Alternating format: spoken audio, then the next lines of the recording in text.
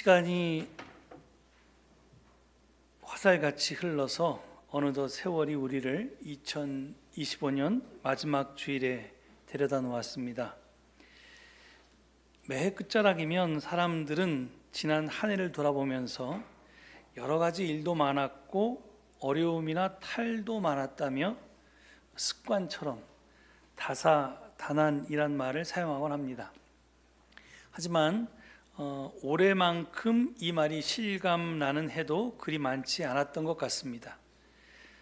제가 지난 한 해 동안 무슨 일이 있었는지 이렇게 좀 뽑아봤습니다. 이게 좀 글씨가 작은데, 우리 아내의 생일이었던 12월 3일 윤 전 대통령의 반헌법적인 비상계엄이 선포됐죠. 12월 4일에 국회가 계엄 해제 요구안을 즉시 가결했습니다. 그런데 12월 7일 날 국회가 대통령 탄핵소추안 1차 투표를 했는데 당시 여당이었던 국민의힘이 불참해서 투표 불성립으로 폐기가 되었습니다. 12월 14일 일주일 뒤에 다시 국회가 대통령 탄핵소추안 2차 투표를 했는데 그때는 이제 200명이 넘는 사람이 찬성표를 던져서 가결로 대통령 직무 정지가 되었습니다. 그때 보니까 하도 국민들이 매일 여의도 앞에서 시위를 하니까 국민의힘이 겁이 나서 이제 본회의에서 도망을 못 가고 그냥 본회의에 다 남아 있었거든요. 일부는 반대표를 던지고 일부는 찬성표를 던져서 저런 결과가 나왔습니다. 12월 31일에 법원이 대통령 체포영장을 발부했습니다. 그래서 현직 대통령으로는 이제 처음으로 체포영장이 발부됐는데요. 그걸 1월 3일 날 공수처가 영장 집행 1차 시도를 했는데 경호처가 난리를 피워서 결국은 실패했습니다. 열흘도 넘어서 1월 15일 날 공수처가 2차 시도했는데 그때 윤 전 대통령을 전격적으로 체포했습니다. 그랬더니 이제 1월 19일 날 극렬 지지자들이 서부지법을 난입해서 폭동을 일으켰습니다. 그날이 아직도 생생히 기억납니다. 1월 26일 날 검찰이 공수처가 처음에 기소했는데 그게 나중에 검찰이 하여튼 내란 우두머리 혐의 등으로 윤 대통령을 구속 기소했고요. 그랬더니 3월 6일 날 서울중앙지법 형사합의 25부 지기현 부장판사가 시간 단위 계산법이라는 전무후무한 방법으로 윤 대통령 구속을 취소하고 석방했습니다. 그 얼마나 어렵게 그 한남동에서 저희가 밤새면서 시위하면서 겨우 구속을 시켰는데 저렇게 간단히 풀어주는 걸 보고 정말 난리가 났던 생각이 납니다. 다행히도 4월 4일 날 헌법재판소가 좀 늦었지만 하여간 8대0 만장일치로 윤 전 대통령의 파면을 결정했습니다. 그랬더니 5월 1일 날 대법원이 이재명 민주당 대선 후보에 대한 공직선거법 위반 사건을 유죄 취지로 파기환송했습니다. 민주당 대통령 후보가 없어질 뻔했습니다. 그래서 또 우리가 난리를 쳤더니 5월 15일 고법이 파기환송심을 대선 이후로 연기했습니다. 6월 3일 날 21대 대통령 선거가 있었고요. 그리고 6월 4일 날 이재명 대통령이 당선되었고 바로 업무를 시작했습니다. 그리고 한 달 뒤에 7월 9일 날 특검이 추가로 기소해서 석방되었던 윤 전 대통령을 재구속했습니다. 이런 일들이 이제 이후로도 계속됩니다. 그래서 이 와중에 우리 국민은 시시때때로 여의도로 한남동으로 광화문으로 달려갔습니다. 그래서 내란 시도로부터 우리 대한민국과 국민의 주권을 지켜냈습니다. 그리고 그 역사 현장에 저희도 함께 있었습니다. 그러니 다사다난이라고 하는 말은 그냥 상투적인 말이 아니라 우리의 체험이 담긴 고백일 것입니다. 이런 가운데 2025년 송년주일을 맞이했습니다.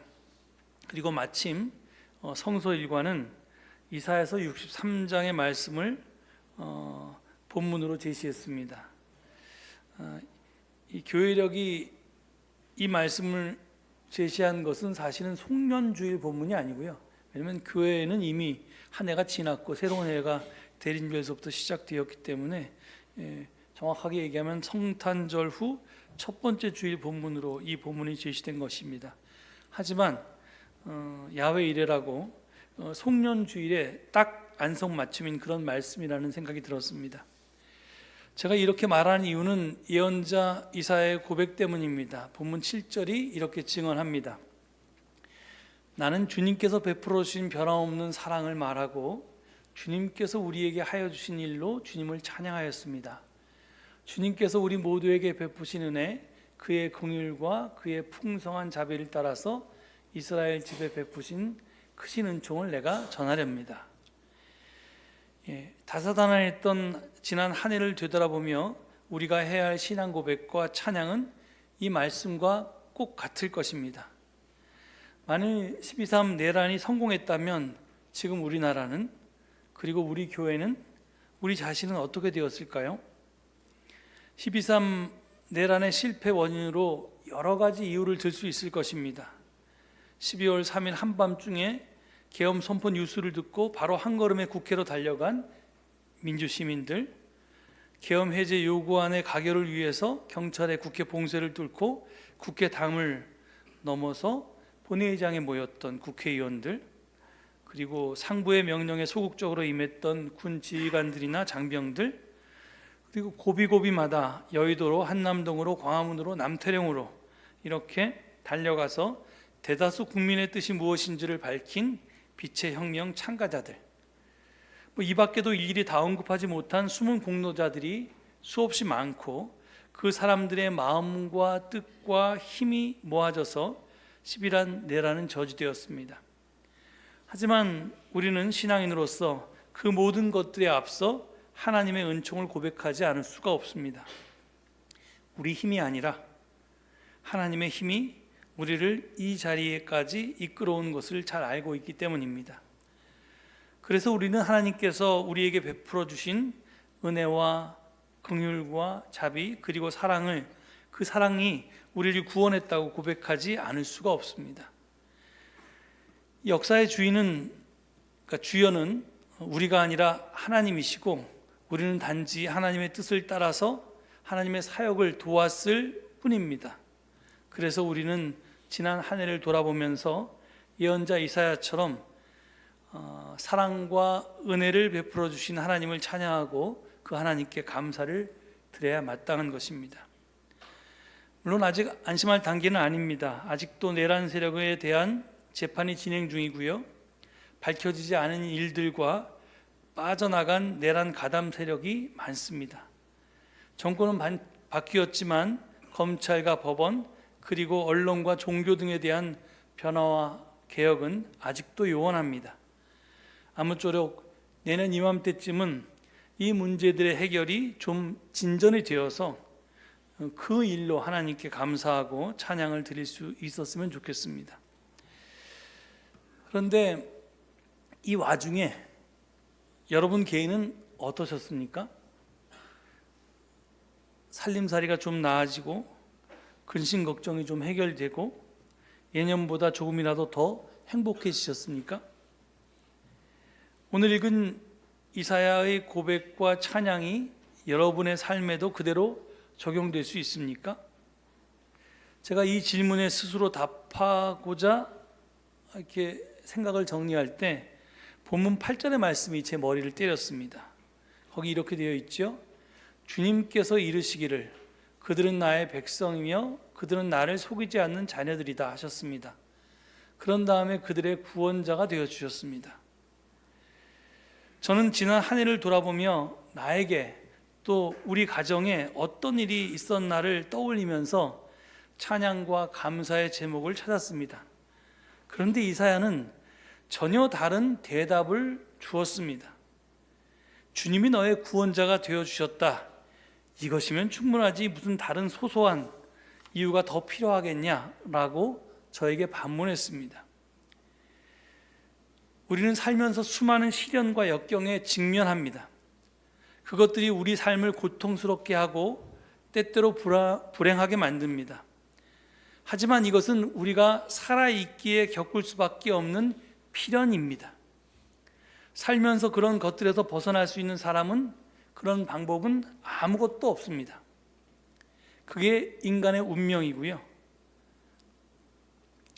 그런데 그게 우리의 운명인데 하나님이 그런 나의 구원자가 되어 주셨다면 그것으로 충분하지 않습니까?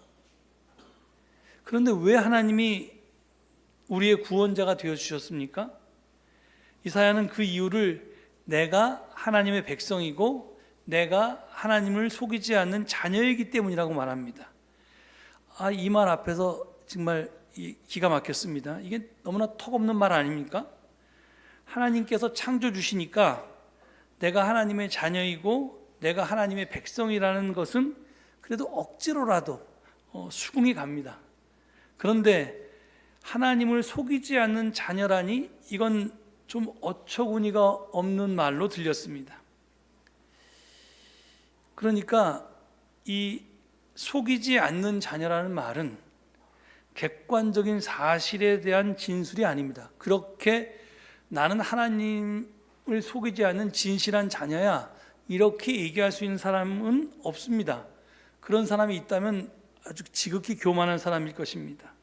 그러니까 이건 정말 우리들의 객관적인 상태에 대한 진술이 아니고 믿어주시는 사랑, 하나님의 거룩한 신뢰에 대한 표현으로 읽어야 마땅합니다.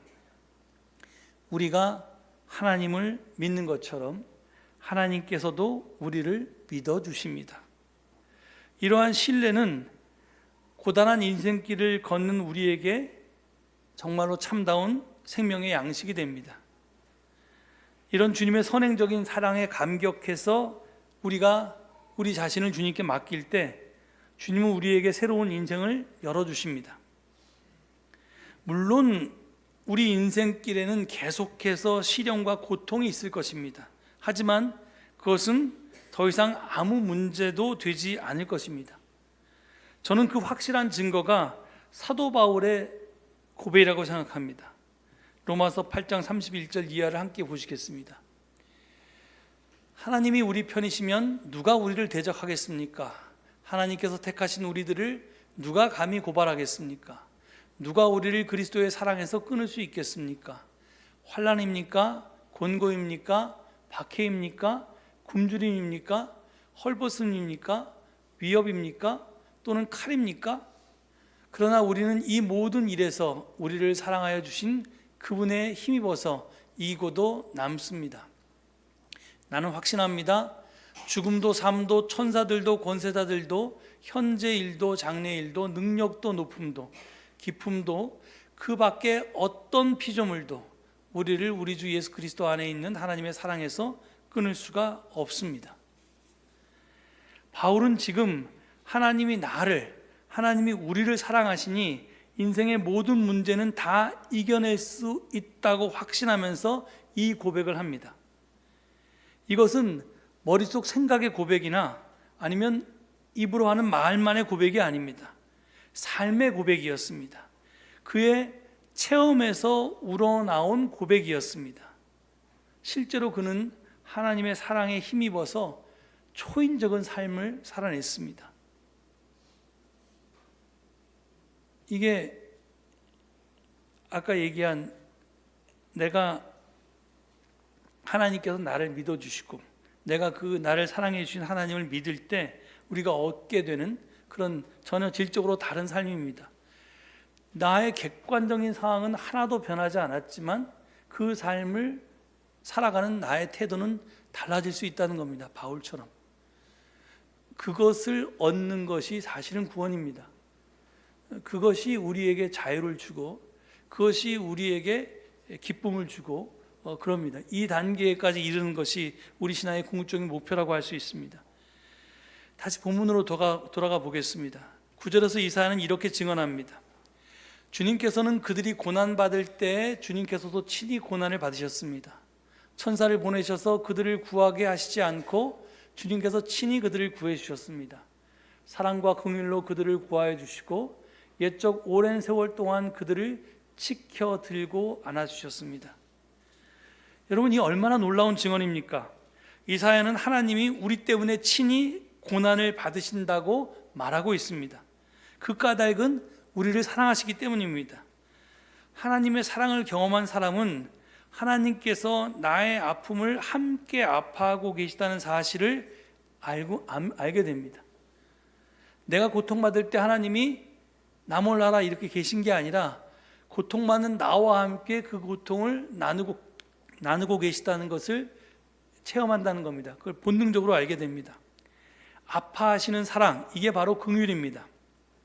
이 긍휼을 뜻하는 히브리어의 어원은 자궁입니다. 자궁이 뭐예요? 생명을 품어 안아 기르는 모태로서 자궁은 이 여성의 가장 깊은 감정이 머무는 곳이라고 그렇게 생각합니다. 자신이 낳은 아이를 사랑하는 어머니의 마음이 어떠한지를 아마 남성들은 죽었다 깨나도 도저히 이해할 수 없을 것입니다. 여성들만이 느낄 수 있는 특별한 감정이죠. 이 어머니들은 자식의 고통에 대해서 특히 예민합니다.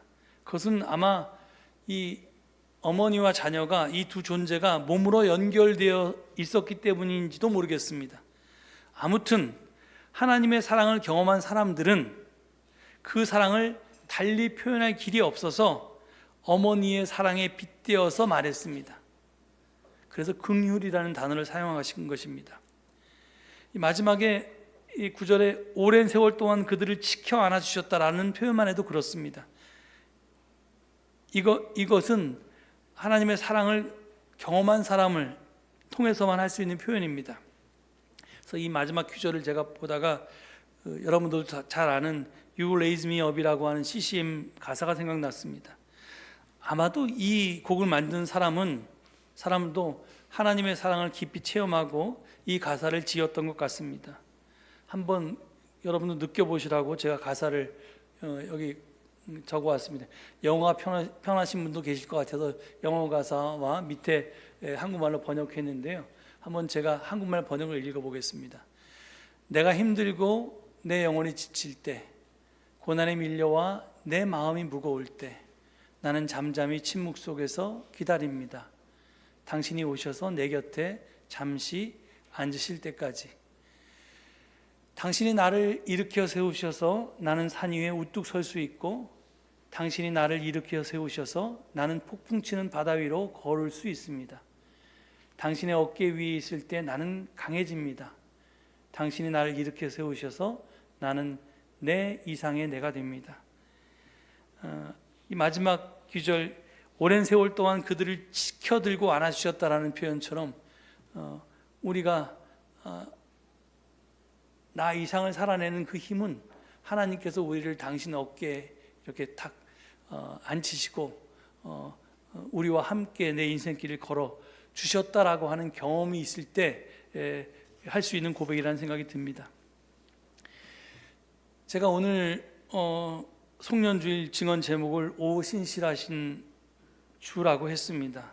이 제목에 겹다운표가 붙어 있는 걸 보고 아셨겠지만 이 제목은 찬송가 393장에서 따온 것입니다. 이 찬송은 제가 오늘 본문을 읽자마자 바로 흥얼거리는 찬송이었습니다. 사실 이 찬송은 제가 모든 찬송가 중에서 제일 좋아하는 찬송이기도 합니다. 물론 이 찬송은 저만 좋아하는 게 아니라 여러분 가운데서 좋아하시는 분이 많을 테고요. 그래서 아마 많은 분들이 좋아하실 텐데, 제 후배 목사는 그 1절에 나오는 그 사랑 변치 않고 날 지키시며 어제나 오늘이 한결같네 라는 이 구절의 큰 은혜를 받아서 첫 아이 이름을 한결이라고 지었습니다. 이 한결같은 하나님의 사랑이 이제 자기 아들을 부르면서 늘 기억하고 싶었던 모양입니다. 이 찬송가의 작사자는 토마스 치솜이라고 하는 목사님입니다. 그런데 오 신실하신 주라는 찬송가 가사에는 그분의 삶의 고백이 담겨져 있습니다. 이 토마스 치솜은 1866년에 미국의 한 가난한 가정에서 태어났습니다. 그는 평생 몸이 매우 약했습니다.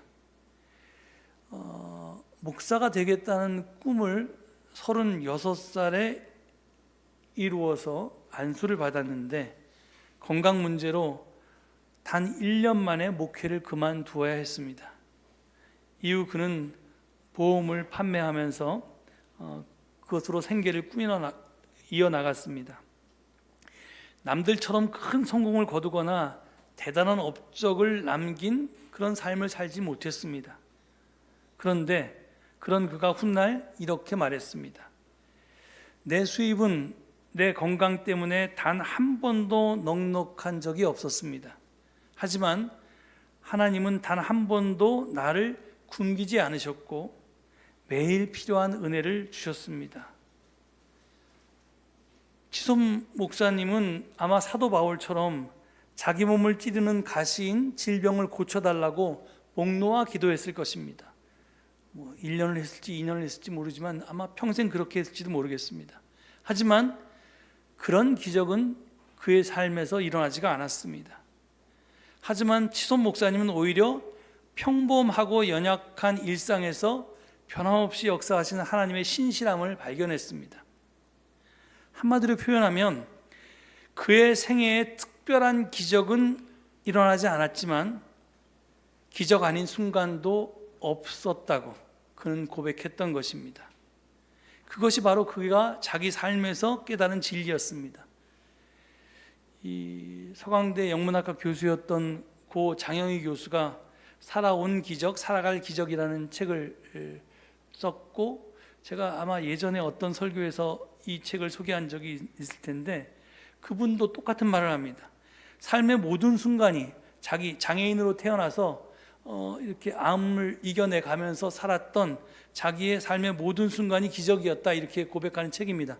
그런데 장영희 교수는 좀 특별한 장애라든지 그 다음에 암이라든지 그 암의 재발이라든지 이런 여러 가지 인생의 고난을 뚫고 하루하루를 살아온 사람이었기 때문에 자기가 살아왔던 모든 순간이 기적이었다, 이렇게 고백했지만 지금 치손 목사님은 그 정도는 아니었습니다. 그냥 평범한 일상을 살았는데 그 평범한 일상, 그리고 그 평범한 일상이 남들이 보면 보잘것없는 그런 삶이었는데 그 삶이 기적이었다고 그렇게 고백하는 겁니다.